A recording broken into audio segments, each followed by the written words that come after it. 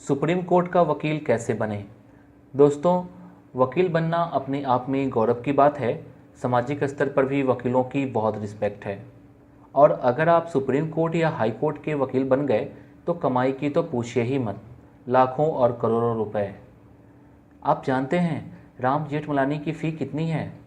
वह एक दिन की सुनवाई के लिए 25 लाख लेते हैं। पी चिदम्बरम की फ़ी 7 से 8 लाख, कपिल सिब्बल की फ़ी 5 से 15 लाख रुपए है। ये तो बड़े वकील हैं, लेकिन सामान्य स्तर का वकील भी एक दिन के 10 से 50 हज़ार रुपये फ़ी लेता है। तो वकील बनने के लिए अच्छे संस्थान से लॉ पढ़ना ज़रूरी है और इसके लिए ऑल इंडिया लेवल का क्लैट एग्ज़ाम होता है।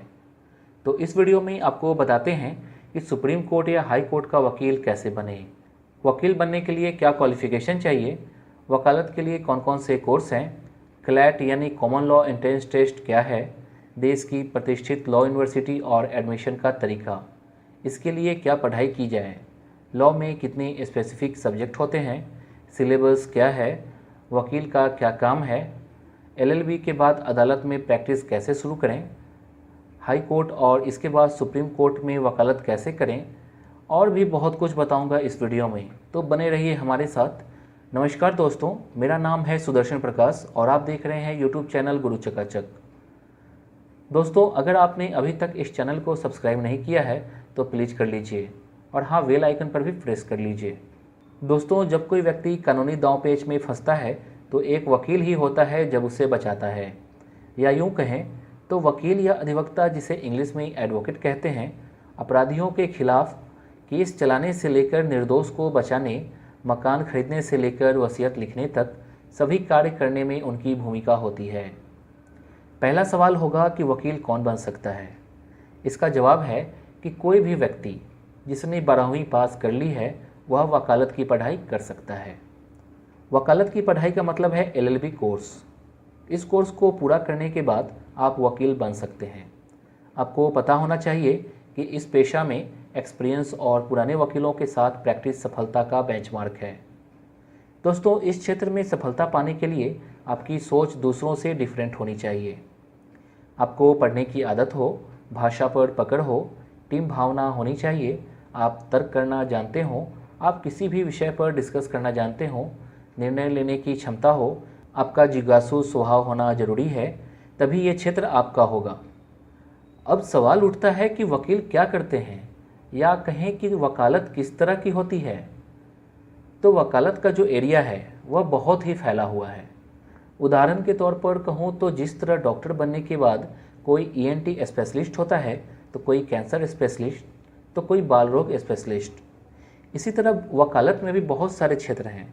इसकी स्पेशलिटी के तौर पर आप कोई एक विषय चूज कर सकते हैं, जैसे सिविल लॉ यानी नागरिक कानून, criminal law, income tax law, family law, constitutional law, common law, administrative law, patent law वगैरह वगैरह। अब सवाल है कि वकील के क्या कार्य हैं। दोस्तों, वकील के कई कार्य होते हैं, जैसे वे अपने क्लाइंट को लॉ संबंधित मुद्दों पर सलाह देते हैं और पर्सनल एवं पब्लिक लेवल पर लॉ संबंधित मुद्दों पर समाधान बताते हैं। वकील कानूनी पेपर तैयार करने के साथ साथ कोर्ट में बहस करते हैं और लॉ संबंधित मामलों में फाइनल डिसीजन कराते हैं। एक वकील के रूप में आपसे उम्मीद की जाती है कि आप कई तरह की स्थितियों में क्लाइंट की प्रॉब्लम को सॉल्व करने में लॉ के नियमों का यूज करें। दोस्तों, एक नई बात बता रहा हूँ कि अब काले कोट वालों की भूमिका पुराने कोट तक सीमित नहीं रह गई है। वकालत अब कॉरपोरेट टाइप पेशा हो गया है। दोस्तों, क्या आपको पता है भारत के कई मिनिस्टर के बेटे बेटियां फुल टाइम वकील हैं? क्या आपको पता है बीजेपी, कांग्रेस के साथ साथ अन्य पॉलिटिकल पार्टी के कई बड़े लीडर वकील हैं? वैसे इनमें से कुछ वकीलों के बारे में मैंने इस वीडियो के शुरुआत में ही बता दिया था। उन लोगों का मूल पेशा वकालत ही है। सबसे इम्पॉर्टेंट कि लोकतंत्र का तीसरा स्तंभ न्यायपालिका को कहा जाता है। अब आते हैं नेक्स्ट टॉपिक पे। इस क्षेत्र में कौन कौन से कोर्स हैं। दोस्तों, इस क्षेत्र में 12th करने के बाद आप 5 वर्षीय बीए एलएलबी कोर्स कर सकते हैं, या आप ग्रेजुएशन के बाद 3 वर्षीय कोर्स कर सकते हैं।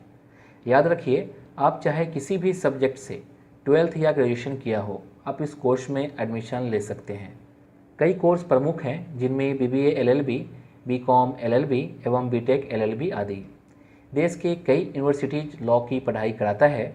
आप जिस ज़िले में रहते हैं वहाँ कोई ना कोई लॉ कॉलेज ज़रूर होगा, आप वहाँ से लॉ की डिग्री ले सकते हैं। लेकिन देश के टॉप लॉ यूनिवर्सिटी में एडमिशन के लिए टफ कंपटीशन से गुजरना होता है। ये कंपटीशन है क्लैट, ठीक है। तो अब सवाल होगा कि क्लैट क्या है। क्लैट मतलब कॉमन लॉ एडमिशन टेस्ट, अगर हिंदी में कहें तो संयुक्त विधि प्रवेश परीक्षा। देश में 19 नेशनल लॉ यूनिवर्सिटियों में एडमिशन पाने के लिए यह टेस्ट होता है, जिससे लॉ यूनिवर्सिटी की अंडर ग्रेजुएट प्रोग्राम LLB और पोस्ट ग्रेजुएट प्रोग्राम LLM में एडमिशन मिलता है।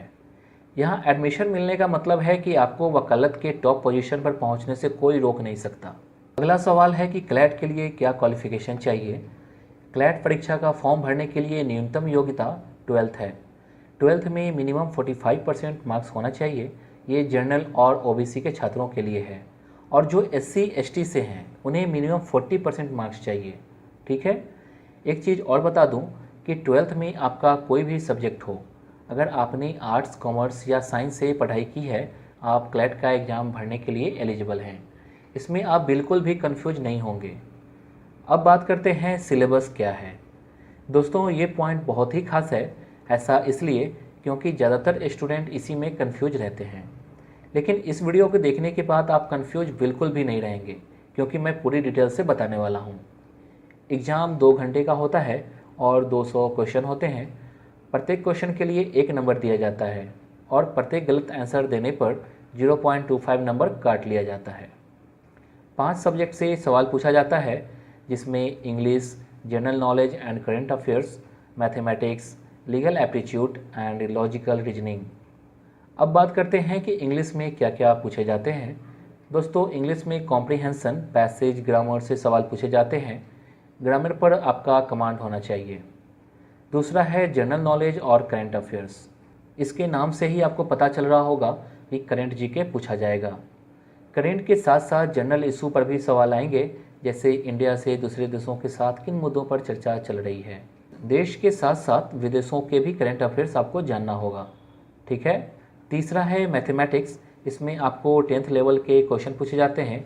ज़्यादा हार्ड नहीं होता है, आप 10th स्टैंडर्ड के क्वेश्चन बना जाओ, एग्जाम में यहीं से आएगा, ठीक है। चौथा है लीगल एप्टीट्यूड।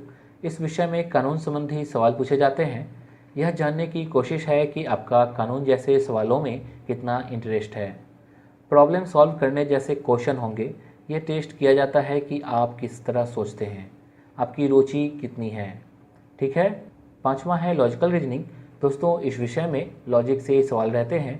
रीजनिंग से आपकी बुद्धि का टेस्ट होता है एग्जाम में। सिलोगिज्म, लॉजिकल सीक्वेंस, एनालॉजी से सवाल होते हैं। अब सवाल उठता है कि इसकी तैयारी कैसे करें। तो इंग्लिश की तैयारी के लिए आपको 10वीं से लेकर 12वीं तक की NCERT की बुक पढ़ लें। आप इंग्लिश न्यूज़पेपर पढ़ें। क्लैट में इंग्लिश इसलिए ज़रूरी है कि सुप्रीम कोर्ट और देश के ज़्यादातर हाई कोर्ट में इंग्लिश में ही सुनवाई होती है, इसलिए इंग्लिश की इम्पोर्टेंट ज़्यादा है। अगर आपकी इंग्लिश वीक है तो इसे ठीक करें। अगर आप ठान लें तो कोई भी काम मुश्किल नहीं होता है। करंट अफेयर्स के लिए आप न्यूज़पेपर पढ़िए। देश विदेश में जो घटनाएं हो रही हैं उन पर नज़र रखिए। हो सके तो द हिंदू या इंडियन एक्सप्रेस को पढ़ें। मैथमेटिक्स के बारे में मैंने बता ही दिया है। 10th से 12th क्लास तक के सिलेबस से सवाल पूछे जाते हैं। लीगल एप्टीट्यूड और लॉजिकल रीजनिंग की तैयारी के लिए आपको प्रैक्टिस बुक खरीदनी होगी। अगर आपके क्षेत्र में ऐसा कोचिंग हो जो क्लैट की तैयारी करवाता हो तो आप वहाँ भी तैयारी कर सकते हैं। तो आप क्लैट एग्ज़ाम देकर देश की टॉप 19 लॉ यूनिवर्सिटीज़ में से किसी एक में एडमिशन ले सकते हैं और कोर्स कर सकते हैं। देखिए, ये लिस्ट है टॉप लॉ यूनिवर्सिटीज़ की। आप वीडियो पॉज कर पूरा देख सकते हैं। लेकिन इसमें एडमिशन लेने के लिए क्लैट एग्ज़ाम पास करना टफ होता है। कंपटीशन बहुत ज़्यादा है और ओनली 2342 सीट होती है। अगर आप क्लैट का एग्ज़ाम क्लियर नहीं भी कर पाए तो अपने पास के लॉ कॉलेज में दाखिला ले सकते हैं। लेकिन ध्यान रखिएगा कि लोकल कॉलेज में दाखिला लेने वाले ज़्यादातर स्टूडेंट का टारगेट लोअर कोर्ट में ही वकालत करना होता है। आपको अच्छी कमाई और प्रतिष्ठा के लिए टारगेट हाई कोर्ट या सुप्रीम कोर्ट ही रखना होगा, तभी आप वहाँ तक पहुँच सकेंगे। अब लास्ट क्वेश्चन होगा कि लॉ की डिग्री लेने के बाद हाई कोर्ट या सुप्रीम कोर्ट का वकील कैसे बनेंगे। तो बता दूं कि लॉ की डिग्री यानी LLB या LLM के बाद वकालत करने के लिए स्टेट बार काउंसिल से लाइसेंस लेना होता है। बिना लाइसेंस से आप किसी क्लाइंट का मुकदमा नहीं लड़ सकते हैं। लाइसेंस लेकर आप सीधे लोअर कोर्ट में वकालत कर सकते हैं, लेकिन हाई कोर्ट में वकालत करने के लिए 5 साल का अनुभव होना चाहिए लोअर कोर्ट में केस लड़ने का। मतलब 5 साल तक लोअर कोर्ट में वकालत करेंगे तब जाकर हाई कोर्ट का वकील बन सकेंगे। लेकिन एक और उपाय है सीधे हाई कोर्ट का वकील बनने के लिए। आप किसी हाई कोर्ट के वकील के अंडर में इंटर्नशिप कर सकते हैं। इंटर्नशिप के बाद आप वकालत कर सकते हैं। अब इस वीडियो का सबसे इम्पॉर्टेंट क्वेश्चन है कि सुप्रीम कोर्ट का वकील बनने की क्या क्राइटेरिया है। इसके लिए सुप्रीम कोर्ट एग्ज़ाम लेता है। इस एग्ज़ाम का नाम है एडवोकेट ऑन रिकॉर्ड एग्ज़ाम। इस एग्ज़ाम को देने से पहले आपको 5 साल तक हाई कोर्ट में वकालत का अनुभव होना चाहिए या सुप्रीम कोर्ट में किसी वकील के अंडर में इतने वक्त का इंटर्नशिप होना चाहिए, या एग्ज़ाम देकर सुप्रीम कोर्ट का वकील बन सकते हैं। आप में से कईयों के मन में यह सवाल होगा कि LLB कर ली, लोअर कोर्ट में 5 साल वकालत का एक्सपीरियंस ले लिया, इसके बाद हाई कोर्ट में भी 5 साल का एक्सपीरियंस, तो फिर ये एग्ज़ाम क्यों? तो ऐसा इसलिए कि सुप्रीम कोर्ट में बेहतरीन और जानकार वकील ही वकालत करें। क्वालिटी मेंटेन करने के लिए ऐसा किया जाता है। मुझे लगता है कि इस वीडियो से आपको वकील बनने के तमाम सवालों के जवाब मिल गए होंगे। अगर फिर भी आपके मन में कोई संदेह या क्वेश्चन है तो बेहिचक कमेंट बॉक्स में सवाल कीजिए, आपके हर क्वेश्चन का आंसर मिलेगा। दोस्तों, इस वीडियो को अपने दोस्तों को शेयर ज़रूर करें, व्हाट्सएप पर फ्रेंड्स के ग्रुप में भी डालें ताकि सबको पता चल सके कि सुप्रीम कोर्ट का वकील कैसे बनते हैं। वैसे आपने लाइक तो कर ही दिया होगा। वीडियो देखने के लिए बहुत बहुत धन्यवाद।